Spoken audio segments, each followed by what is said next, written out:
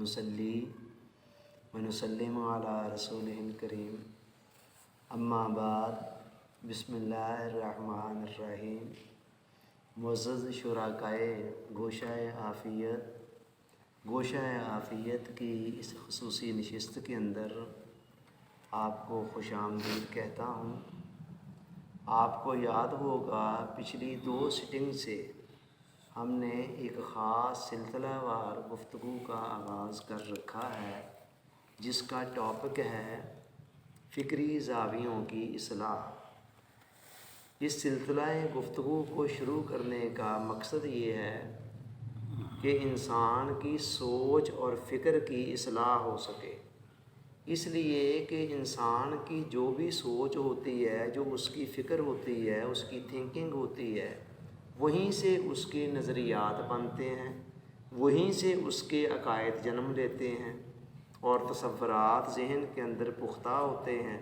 और फिर जो इंसान के ख़यालात, अकायद, नज़रियात, तसव्वुरात होते हैं, उन्हीं के सांचे में उसकी प्रैक्टिकल लाइफ ढलती चली जाती है। लिहाजा अगर किसी इंसान के अमाल को, उसकी लाइफ को संवारना है तो उसका आगाज़ उसकी सोच और फ़िक्र की इस्लाह से होगा। जैसे जैसे सोच और फ़िक्र इस्लाह की सिमत में आती चली जाएगी, वैसे वैसे इंसान की प्रैक्टिकल लाइफ संवरती जाएगी। क्योंकि प्रैक्टिकल लाइफ मुकम्मल तौर पर इंसान के अकायद, ख़यालात, नज़रियात, उसकी सोच और उसकी थिंकिंग के ताबे होती है। इस हवाले से हमने बताया था कि 4 चीज़ें हैं, 4 सोर्सेज हैं कि जिनसे इस्तिफ़ादा किया जाए तो इंसान की सोच के अंदर निखार आता जाता है और उसकी सोच के अंदर जो कजी, टेढ़ापन, जो कोई माइनस चीज़ें हैं वो ख़त्म हो जाती हैं और इंसान हक़ाइक़ से आशना होना शुरू हो जाता है। सबसे पहला सोर्स कुरान मजीद है जिस पर हम डिस्कस कर चुके हैं। दूसरा सोर्स हमने बताया हुज़ूर अलैहिस्सलाम की सीरत तैयबा, सुन्नत मुबारका, हदीस मुबारका है, इसको भी डिस्कस कर चुके हैं। आज हम तीसरे सोर्स को डिस्कस करने जा रहे हैं और वो है कलाम इकबाल। कलाम इकबाल, इकबाल का जो कलाम है, अल्लाह रब्बुल इज़्ज़त ने जिससे जितना बड़ा काम लेना होता है ना, उसे उतनी ही ज़्यादा सलाहियतें भी अता कर देता है। 20वीं सदी के आगाज़ में पूरी दुनिया के मुसलमानों पर बिलअमूम और हिंदुस्तान बरसगीर के मुसलमानों पर बिलखसूस नाउमीदी, मायूसी और पस्त हिम्मती की एक फ़ज़ा तारी थी। काफ़ी अरसा से अंग्रेज़ यहाँ पर हुकूमत कर रहे थे और उनकी हुकूमत के अंदर ग़ुलामी की ज़िंदगी में रहते हुए एक ग़ुलामी और दूसरी जहालत, दोनों ने मिलजुल करना मुसलमानों के दिलों से ज़िंदगी की आग को, हरारत को सर्द कर दिया था। वो अंग्रेज़ों से बहुत ज़्यादा मरऊब थे, उनका कल्चर, उनकी तहज़ीब व तमद्दन से बहुत ज़्यादा ज़हनी तौर पर मरऊब थे और उनके अंदर आगे बढ़ने और सितारों पर कमंदें डालने का जो हौसला है वो दम तोड़ चुका था। इस माहौल में कुदरत की निगाह इंतखाब अल्लामा इकबाल पर पड़ी और उनको ऐसी पर्सनैलिटी दी, ऐसा फ़न दिया, ऐसा एक फ़िक्र दिया कि वो आगे बढ़े और कौम की एक रहनुमाई के लिए तैयार हो। एक तरफ तो उनकी पर्सनैलिटी अपनी बड़ी डायनामिक थी और दूसरा ये है कि उनके कलाम के अंदर ऐसी हरारत भरी हुई थी कि जो मुसलमानों के मुर्दा दिलों को एक नई ज़िंदगी से, नई रूह से आशना कर सकते। चुनाचे उन्होंने भरपूर तरीके से अपना किरदार अदा किया, अपनी शायरी के ज़रिए से मुसलमानों के अंदर बेदारी की एक लहर पैदा की, उन्हें उनकी अज़मत रफ्ता को याद दिलाया कि तुम किस कौम के फ़र्जंद हो, तुम्हारा मकाम, मनसब क्या है, और उन्हें इस पर आमादा किया कि वो अपने किरदार को अदा करें। अल्लामा इकबाल ने ज़िंदगी और ज़िंदगी के मसाइल के मुतल्लिक़ इतना कुछ लिखा है कि उसे ज़ब्त में लाने के लिए भी पूरी एक उम्र दरकार है। कौमें कैसे बनती हैं, कैसे बिगड़ती हैं, توانائی کیا ہے، کہاں سے ملتی ہے، حیات کا سوچ کیا ہے، ساز کیا ہے، خودی کیا ہے، میری و فقیری میں رشتہ کیا ہے، ڈیموکریسی کیا ہے، اسی طرح سیاست، معیشت، معاشرت، تجارت، اخلاقیات، ہر حوالے سے انہوں نے بہت کچھ کہا۔ مزے کی بات یہ ہے کہ قدیم یونان کے اندر 3 شخصیتیں تھیں جن کی عظمت لوگوں کے دنوں پر چھائی ہوئی تھی۔ ان میں ایک سقراط تھا، اور دوسرا افلاطون، اور تیسرا ارسطو۔ اور جو مقام یونان کے اندر ان 3 فلسفیوں کو حاصل تھا، وہی مقام دنیائے اسلام کے اندر علامہ اقبال کو حاصل ہے۔ علامہ اقبال کی فکر کے بنیادی سرچشمے 3 ہیں، یعنی علامہ نے اپنی سوچ کہاں سے لی۔ نمبر 1 قرآن مجید، جو ہم نے بھی نمبر 1 پہ رکھا۔ نمبر 2 حضور علیہ السلام کی سیرت طیبہ، سنت مبارکہ، دوسرے نمبر پر ہم نے اس کو رکھا۔ اور تیسرا سرچشمہ مولانا روم ہے، جن کی مثنوی کو فارسی زبان کا قرآن کہا جاتا ہے۔ مثنوی مولانا روم کو فارسی زبان کا قرآن کہا جاتا ہے، فارسی میں لکھی گئی ہے نا۔ مولانا روم کا اپنا بھی ایک قول ہے کہ قرآن اور حدیث کے جو مغز ہے نا، اس کو تو نچوڑ کر میں نے مثنوی کے اندر رکھ دیا ہے، اپنی شاعری کے اندر، رہ گئی ہڈیاں وہ کتوں کے لیے لڑنے کے لیے پھینک دی ہیں۔ مطلب یہ ہے کہ جو ظاہر بین لوگ، بال کی کھال کھینچنے والے، نہیں اس لفظ کا یہ معنی نہیں، یہ معنی ہے، اس کا یہ نہیں وہ ہے، وہ کہتے ہیں جو اس کا مغز تھا نا، جو اہم تعلیمات تھی، خلاصہ تھا، نچوڑ تھا، روح تھی، وہ سارا کی ساری نچوڑ کر میں نے مثنوی میں رکھا۔ تو مولانا علامہ اقبال مولانا روم سے بہت زیادہ متاثر ہیں، اور برملا انہیں اپنا مرشد قرار دیتے ہیں۔ تو یہ 3 بنیادی سورسز تھے علامہ کے ادھر سے۔ اور مزے کی بات یہ ہے کہ علامہ اقبال نے جہاں اپنے سرچشموں سے استفادہ کیا، اس کے ساتھ ہی ساتھ انہوں نے بڑے کھلے دل اور دماغ کے ساتھ ویسٹ کو بھی پڑھا، مغربی مفکرین کو بھی پڑھا، اور ان سے بھی جی بھر کر استفادہ کیا۔ گویا ان کی شخصیت کے اندر قدیم اور جدید کا ایک حسین امتزاج شامل ہو گیا۔ آپ اسے مرج البحرین کہہ سکتے ہیں کہ 2 دریاؤں کا مل جانا۔ تو ان کی شخصیت ایک خوبصورت کمبینیشن تھی، مگر علامہ اقبال ویسٹرن تہذیب سے پڑھا ضرور، اس سے مرعوب نہیں ہوئے۔ جیسے ہمارے ہاں بے شمار لوگ باہر کے ملک میں جاتے ہیں، وہاں ان سے اتنا مرعوب ہو جاتے ہیں کہ اپنی تہذیب و تمدن انہیں ہیج دکھائی دینے لگتی ہے۔ ادھر بیٹھے بھی بے شمار لوگ ایسے ہیں جو ویسٹ والوں سے اتنا زیادہ مرعوب ہیں، امپریسڈ ہیں، کہ وہ اپنے حوالے سے احساس کمتری کا شکار ہو جاتے ہیں، جیسے ہمارے پاس تو کچھ بھی نہیں ہے، اصل تو ویسٹ والے ہیں۔ علامہ نے ویسٹ کو پڑھا، ان سے استفادہ بھی کیا، ان کے فلسفے کو پڑھا، کھنگالا، سب کچھ دیکھا، سوچا، پرکھا، مرعوب کسی چیز سے نہیں ہوئے۔ جو چیزیں ان میں ان کے اندر اسلام سے موافق تھی وہ لے لیں، جو نہیں تھی موافق ان کو برملا ریجیکٹ کر دی۔ تو یہ وہ چیز ہے جو علامہ اقبال کو مسلم صوفیاء کے اندر بھی ایک ممتاز کر دیتی ہے، ایک ان کو ایک جداگانہ تشخص دے دیتی ہے، اور مسلم دانشوروں کے اندر، فلاسفروں کے اندر بھی انہیں ایک اہم مقام دے دیتی ہے۔ علامہ کی فکر کی خاص خوبی یہ ہے کہ بڑی بیلنس سوچ ہے۔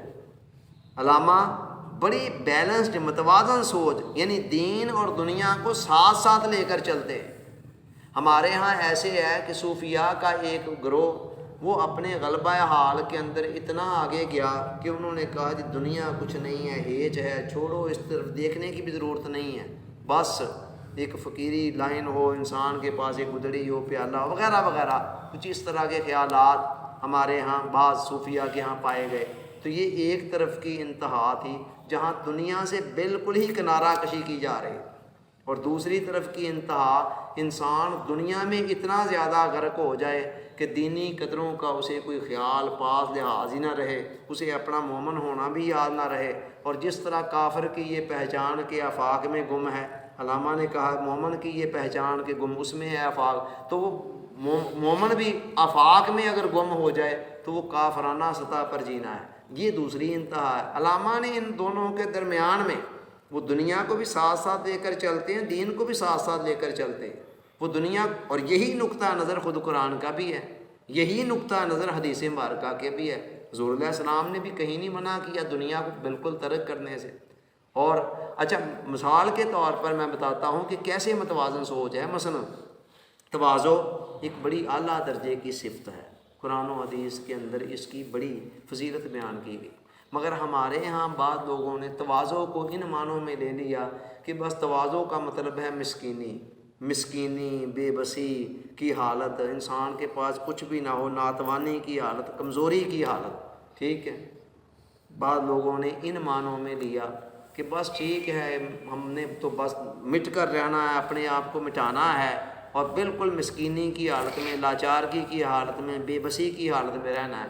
مگر علامہ اس سے اتفاق نہیں کرتے ہیں. وہ کہتے ہیں اللہ تعالیٰ نے خلیفہ بنا کر بھیجا ہے انسان کو اپنا دنیا میں، تو وہ خلیفہ کیا ہے جو کمزور بے بس ہوگا جسمانی اعتبار سے بھی. اچھا کئی صوفیہ کے اقوال آپ امام غزالی کی کتاب کو پڑھیں، کیمیائے سعادت کو، اور اس ٹائپ کی کتابوں کو، تو آپ کو وہاں اقوال نظر آئیں گے کہ وہ کہتے تھے جسمانی صحت کیا ہے، چھوڑیں جسم کو، نظر انداز کریں، صرف اور صرف روح پر فوکس کریں.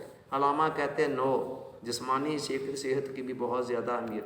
وہ کہتے ہیں ہو صداقت کے لیے جس دل میں مرنے کی تڑپ، پہلے اپنے پیکرے خاکی میں جان پیدا کرے. اگر صداقت کے لیے مرنا ہے، جہاد کرنا ہے، تو کچھ جان ہوگی تو بندہ جہاد بھی کرے گا. اسی طرح ایک جگہ پر کہتے ہیں عصا نہ ہو تو کلیمی ہے کارے بے بنیاد. عصا کیا ہے؟ طاقت کی علامت. موسیٰ علیہ السلام کو اللہ تعالیٰ نے کلام کرنے کی بھی صلاحیت دی تھی نا، کلیمی، اس کو کلیمی کہتے ہیں، کلیم اللہ ان کا لقب ہے نا. اور ساتھ ان کو عصا بھی دیا تھا. فرعون کے دربار کے اندر آ کر جب جادوؤں نے وہ رسیاں پھینکی تھی، وہ بن گئے سانپ، انہوں نے اپنا عصا پھینکا تھا، وہ اژدہا بن کر ان کو نکل گیا. تو وہاں عصا نے کام دکھایا. جادوگر حضرت موسیٰ علیہ السلام کی جسٹ کلیمی کو، ان کے کلام کو سن کر متاثر نہیں ہوئے تھے. انہوں نے جب دیکھا یار یہ بندہ کیا ہے، ہم جادوگری کے اندر اتنا ہمارا ایک درجہ ہے، مقام ہے، ہم نے جو رسیاں پھینکی ہیں اس کا جو عصا ہے وہ اژدہا بن کر ان کو نکل گیا ہے، تو یہ معاملہ جادو کا نہیں بلکہ پیغمبری کا معاملہ. تو علامہ کہتے ہیں طاقت اور قوت کا ہونا بھی بہت ضروری ہے. کہتے ہیں جرم ضعیفی کی سزا مرگ مفاجات. اللہ تعالیٰ کو کہتے ہیں یہ قدرت کا، فطرت کا قانون ہے کہ یہ جو کمزوری کی حالت ہے نا، اس کا نتیجہ یہی ہے کہ جو طاقتور ہوگا آپ کو ہڑپ کر جائے گا. لہذا طاقت کا ہونا ضروری ہے. اور مزے کی بات یہ ہے کہ اس حوالے سے علامہ اپنے مرشد مولانا روم سے بھی اختلاف کر رہے ہیں ادب کے ساتھ. مولانا روم کا نقطہ نظر یہ ہے کہ جی اگر انسان نے اپنے من کی دنیا کو روشن کرنا ہے نا، تو یہ تن کی کشتی کو ویران کرنا پڑے گا. اور مولانا روم رحمۃ اللہ علیہ نے باقاعدہ اس پر دلیلیں دی ہیں، مثالوں سے سمجھایا ہے. کہتے ہیں ایک نہر ہے، اس کے اندر کیپیسٹی کم ہو جاتی ہے، آہستہ آہستہ چلتے چلتے بال صفائی نہیں ہمارے ہاں ہوتی، مطلب کیا ہوتا ہے کہ بعد میں وہ زیادہ اچھی طریقے سے روانی چل سکے، تو کہتے ہیں پہلے اس کو دوبارہ کھیڑا جاتا ہے، کھودا جاتا ہے، اور اس کی حالت بڑی خستہ خراب ہو جاتی ہے. پھر اس کے بعد نئے سرے سے پانی جب اس میں چھوڑا جاتا ہے زیادہ روانی سے بہتا ہے. اس طرح کی یہ ایک مثال اور کچھ اور مثالیں دے کر مولانا روم رحمۃ اللہ علیہ نے بتایا کہ اگر انسان اپنے من کی دنیا کو آباد کرنا چاہتا ہے تو اسے اپنے تن کی دنیا کو ویران کرنا پڑے گا، یعنی یہ بدن کی کشتی کو توڑنا پھوڑنا پڑے گا. مگر علامہ کہتے ہیں نو، روح آباد کرنی ہے تو پہلے جسم کے اندر بھی کوئی جان ہونی چاہیے. ٹھیک ہے انسان اوور ایٹنگ نہ کرے، بہت زیادہ ایکسٹرا اس کو آسائشیں، لذتیں، راحتیں نہ دیں کہ جس کے نتیجے میں روح بیچاری پیچھے رہ جائے اور جسم ہی غالب آ جائے، ایسے نہ ہو. لیکن یہ ہے ایک توازن کے ساتھ چلنا ہوگا. جسمانی صحت مندی بھی اولین شرط ہے روحانی ترقی کے لیے، اخلاقی عروج کو پانے کے لیے. علامہ اقبال نے بڑا غور کیا کہ ہماری قوم جو ہے وہ آج اتنی مایوس کیوں ہے، اتنی پست ہمت کیوں ہے، اتنا پیچھے کیوں رہ گئی ہے. ان کو جو سب سے بڑی وجہ نظر آئی وہ تھی یقین کی کمزوری. ٹھیک ہے، جگہ جگہ وہ مسلمانوں کو یقین پختہ کرنے پر زور دیتے ہیں. کہتے ہیں خدائے لم یزل کا دستے قدرت تو زباں تو ہے، یقین پیدا کر اے غافل کہ مغلوب گماں تو ہے. تو اپنے گمان سے مغلوب ہو کر بالکل ہمت ہار بیٹھا نہ، تو خدا کا دستے قدرت ہے، تیرے اندر سے وہ بول رہا ہے، اس کی زبان ہے، تو تیرے ہاتھوں کے اندر اس کی قوت ہے. ہاتھ ہے اللہ کا، بندہ ہے مومن کا ہاتھ. اسی طرح فرماتے ہیں جب اس انگارہ خاکی میں ہوتا ہے یقین پیدا تو کر لیتا ہے یہ بالو پرے روح الامی پیدا۔ کہتے ہیں جب اس خاک کے بنے ہوئے پتلے کے اندر یقین کی طاقت اور قوت آتی ہے نا تو یہ جبرائیل کے پر جو ہے اس کو لگ جاتے ہیں، جیسے وہ پرواز کرتے ہیں یہ بھی پرواز کیا کرتا ہے۔ یقین محکم عمل پہم محبت فاتح عالم، جہاد زندگانی میں ہے مردوں کی یہ شمشیریں۔ تو یقین پر بڑا زور دیتے ہیں، اور یقین سے مراد خدا پر یقین ہے، اللہ پر بھروسہ، ایمان کے اندر مضبوطی، اور اپنی طاقتوں، توانائیوں اور صلاحیتوں پر یقین کا ہونا، یہ ساری چیزیں یقین کے اندر شامل ہیں۔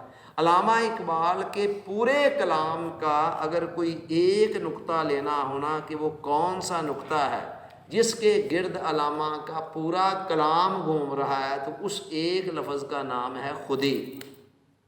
علامہ سے پہلے یہ خودی کا جو لفظ ہے نا یہ عام طور پر تکبر، انانیت اور گمنڈ کے معنوں میں استعمال ہوتا تھا، اور اس کا یہ ایک ظاہری معنی یہ ہے۔ تو علامہ نے جب اپنے کلام کے اندر خودی کا لفظ استعمال کیا، خودی کو کر اتنا بلند کہ ہر تقدیر سے پہلے، تو بڑے بڑے لوگوں کی سمجھ میں فوری طور پر یہ بات نہ آئی۔ انہوں نے کہا لے یہ خودی کہاں سے آ گئی؟ خودی تو تکبر ہے، گمنڈ ہے، انانیت ہے، اسلام تو خودی کو بالکل پسند نہیں کرتا۔ علامہ نے پھر وضاحت کی اپنے کلام کے اندر اور اپنی نثر کے اندر بھی وضاحت کی کہ مطلب یعنی میں خودی سے مراد یہ نہیں لیتا، میرے نزدیک خودی سے مراد انسان کی اصل حقیقت ہے، اس کا انر جوہر ہے، اس کا اپنا آپ ہے کہ انسان اپنے من کی دنیا کے اندر ڈوب کر زندگی کے سراغ کو پائے، زندگی کے رازوں کو سمجھے، اپنی حقیقت سے، اپنی اصلیت سے، اپنے مقام سے، اپنے مرتبے سے آگاہ ہو، اور دنیا کی اسٹیج کے اوپر اپنے کردار سے آگاہ ہو اور اس کردار کو احسن طریقے سے ادا کرنے پر تیار ہو۔ علامہ نے خودی سے مراد یہ لی۔ ان کا سارا کلام جو ہے نا اس خودی کے گرد گھومتا ہے، اور وہ یہ سمجھتے ہیں کہ ایک بندہ مومن کا یہ جو 50 60 70 سال کی زندگی ملی ہے، یہ ملی اس لیے ہے کہ انسان یہاں رہ کر اپنی خودی کی تکمیل کرے تاکہ مرنے کے بعد وہ جنت کی حسین اور نفیس فضاؤں کے اندر بسنے کے قابل ہو سکے۔ تو لہذا وہ ان کے نزدیک ہر وہ کام اچھا اور پسندیدہ ہے جو اس خودی کو تقویت دے رہا ہو، اور ہر وہ کام برا ہے، ناپسندیدہ ہے جس کے نتیجے میں خودی کمزور ہو رہی ہو۔ مثلا عشق کے جذبے سے خودی بڑی تیزی سے پروان چڑھتی ہے، تو جگہ جگہ پر عشق کی تعریف کرتے ہیں، عشق کو پسند کرتے ہیں اور عشق کو اپنانے کی تلقین کرتے ہیں، اور سوال کرنے کے نتیجے میں خودی بہت زیادہ ضعیف ہوتی ہے، کمزور ہوتی ہے، تو وہ جگہ جگہ پر سوال کی مذمت کرتے ہیں، روکتے ہیں سوال۔ اللہ القیاس جتنی بھی اخلاقی قدریں خودی کو تقویت دینے والی ہیں ان کو علامہ پسند کرتے ہیں اور جا بجا انہیں اپنانے کی تلقین کرتے ہیں، اور جن قدروں کو اپنانے کے نتیجے میں، جن کاموں کے نتیجے میں انسان کی خودی کمزور ہو سکتی ہے ان سے بچنے کی وہ سخت تلقین کرتے ہیں۔ انہوں نے اپنا اوڑھنا بچھونا ہی یہ بنا رکھا تھا، ایسے لگتا ہے کہ جیسے انہوں نے اپنی زندگی کا مقصد یہ بنا رکھا تھا کہ اس قوم کے اندر خودی کا بھولا ہوا سبق میں نے ان کو ذہن نشین کرانا ہے۔ پھر علامہ نے باقاعدہ خودی کی تکمیل کا روڈ میپ دیا، اور روڈ میپ ایسا ہے کہ میں نے امام غزالی رحمۃ اللہ علیہ کو پڑھا، ان کا فلسفہ اخلاق، ابن مسکویہ کا فلسفہ اخلاق پڑھا، شاہ ولی اللہ محدث دہلوی کا فلسفہ اخلاق پڑھا، دیگر فلسفے اخلاق دیکھے۔ علامہ اقبال کا فلسفہ اخلاق مجھے سب سے زیادہ آسان اور سیدھا سادہ اور قابل عمل نظر آیا۔ 3 نکات پر مشتمل ہے۔ وہ کہتے ہیں ساری انسان کی کل کہانی یہ ہے کہ یہاں سے شروع کرنا، یہاں ختم کر دیں۔ سب سے پہلا مرحلہ اطاعت الہی، دوسرا مرحلہ ضبط نفس، اور تیسرا مرحلہ ہے نیابت الہی۔ کہتے ہیں یہ 3 مرحلے ہیں انسان نے 50 60 70 سال کی زندگی کے اندر، یہ خودی کی تکمیل کے 3 مرحلے ہیں، یعنی خودی کو مکمل کرنے کے جس کے لیے علامہ کے خیال میں ہمیں یہ زندگی اس لیے دی گئی ہے کہ ہم یہاں رہ کر اپنی خودی کی تکمیل کر سکیں، اپنی اصل شخصیت کو ڈیولپ کر سکیں، امپروو کر سکیں، اسے پروان چڑھا سکیں۔ اس مقصد کے لیے وہ کہتے ہیں یہ 3 مراحل ہیں۔ شروع کہاں سے کرنا ہے؟ اطاعت الہی سے۔ اطاعت الہی کا مطلب کیا ہے؟ ابتدا کے اندر ہمارا جو نفس ہے نا، حضرت یوسف علیہ السلام نے کہا تھا ان النفس لامارۃ بالسوء، انسان کا نفس، قرآن نے ان کے الفاظ یہ کوڈ کیے کہ انہوں نے فرمایا کہ بے شک جو انسان کا نفس ہے نا، یہ بڑی تیزی سے انسان کو برائیوں کی طرف اکسانے والا ہے، رنگ برنگی خواہشات پیدا کرتا رہتا ہے، جذبات پیدا کرتا رہتا ہے، یہ کر لیں وہ کر لیں، ایسے کر لیں ویسے کر لیں، بے شمار خواہشات بے شمار جذبات ایسے ہوتے ہیں کہ جن پر عمل کیا جائے تو انسان منصب انسانیت سے گرتا ہے، نیچے کی طرف آتا ہے، زوال کی طرف جاتا ہے۔ تو اطاعت الہی کا مطلب یہ ہے کہ ہر معاملے کے اندر اللہ کی اطاعت کو اپنا شعار بنایا جائے۔ اب ظاہر ہے اللہ تعالیٰ نے جو احکام دیے ہوئے ہیں ان میں سے کئی احکام ہیں، نفس چاہتا ہے کہ آنکھ جدھر دیکھنا چاہے دیکھے، جو نظارہ دیکھنا چاہتی ہے دیکھے، اللہ کہتا نہیں، نامحرم کو نہیں دیکھنا ہے، جن کاموں سے میں نے روکا ان کی طرف نہیں اٹھانا ہے۔ تو ابتدا میں ہوگی نا کشمکش کہ میرے اندر خواہش پیدا ہو رہی، نفس چاہتا ہے کہ زبان جو بولنا چاہتی ہے بولے، کسی کی غیبت کرنا چاہتی ہے کرے، چغلی کرنا چاہتی ہے کرے، کسی کو گالی دینا چاہتی ہے دے دے، ٹھیک ہے، اور فضول گفتگو کرنا چاہتی ہے کرے۔ اللہ کہتا نہیں، غیبت نہیں کرنی، چغلی نہیں کرنی، گالی گلوچ نہیں کرنی ہے، فضول باتیں نہیں کرنی ہیں، اللہ اس سے روکتا ہے۔ اب جب بندہ اطاعت کے دائرے میں آئے گا تو ابتدا میں اپنی طبیعت پر کچھ جبر کرنا پڑے گا، ہر معاملے کے اندر۔ نفس چاہتا ہے کہ رنگ برنگے لذیذ کھانے ہوں، زیادہ ہوں اور زیادہ سے زیادہ کھاؤں۔ اللہ کہتا نہیں، کلو واشربوا ولا تسرفوا، کھانا ہے پینا ہے لیکن اسراف نہیں کرنا، فضول خرچی نہیں کرنی، حد سے نہیں بڑھنا۔ تو ابتدا میں کیا ہوگا؟ جب ایک بندہ اطاعت کی طرف آئے گا نا تو ابتدا میں اسے نفس پر کچھ جبر کرنا پڑے گا، ٹھیک ہے، تو وہ جبر ابتدا میں کرے، اسی کو مجاہدہ کہا گیا ہے۔ قرآن کہتا والذین جاہدوا فینا لنہدینہم سبلنا، جو ہمارے لیے مجاہدہ کرتے ہیں، جد و جہد کرتے ہیں، اسٹرگل کرتے ہیں، کوشش کرتے ہیں، ہم ان کے لیے اپنے ایک نہیں بے شمار راستے کھول دیتے ہیں۔ یہ اس کا لطف و کرم ہے کہ جو کہتا ہے کہ نہیں، کوئی آنے کا ارادہ کرے تو میرے دروازے کو بند نہیں پائے گا۔ مولانا روم فرماتے ہیں رحمۃ اللہ علیہ کہ اللہ تک پہنچنے کے اتنے راستے ہیں جتنی مخلوق کی سانسوں کی تعداد، بے شمار راستے۔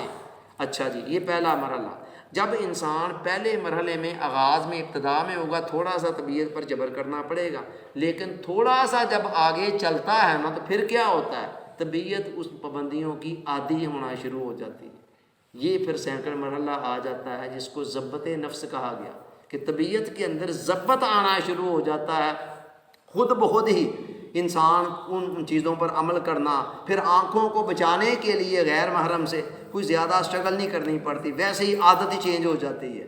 غیبت سے اپنے آپ کو چغلی سے روکنے کے لیے کوئی اسپیشل اسٹرگل نہیں کرنی پڑتی، بہت زیادہ جبر نہیں طبیعت پر قبر کرنا پڑتا ہے، ابتدا میں کرنا پڑ رہا تھا، پھر وہ خود بخود عادی ہو جاتی ہے۔